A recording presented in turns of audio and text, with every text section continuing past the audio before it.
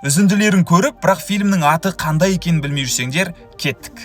Бір қыз бетін фотошоппен жасап отырған кезде түрі шын өмірде өзгере бастайтын фильм. Атауы «Трансфигурация» 2021 жылы шыққан. Бір жігіт ұшаққа барлық өкпелеткен адамдарын жинап жазалайтын фильм.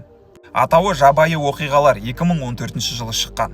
Достар, поискке жазып, қандай фильмді таппай жүрсіздер, ол туралы комментарийға жазып кетіңіздер, бірге тауып өйстіп талқылаймыз. Бір еркек үйінің сыртын өлшесе, үйінің іші үлкенірек болып шығатын фильм. Атауы «Саған кеткен дұрыс болатын еді» 2020 жылы шыққан. Бір жігіт метроға түсіп, шексіз аномалияға ұшырайтын фильм. Атауы «Шығу нөмір 8» 2025 жылы шыққан. Бір жігіт уақытты тоқтатуды үйреніп алатын фильм. Атауы «Қайтарым» 2006 жылы шыққан. Бұл әлемде барлығы рейтинг системасы шешетін фильм. Атауы «Орвилл» 2017 жылы шыққан телехикая. Таксист жігітке түсініксіз қабілеті бар екі қыз мінетін фильм. Атауы «Түнгі азулар» 2021 жылы шыққан. Әзірге осы достар, видео көп қаралым жинайтын болса, тағы да басқа бөлімдер шығатын болады. Лайк басып тіркелуді ұмытпаймыз. Сәттілік!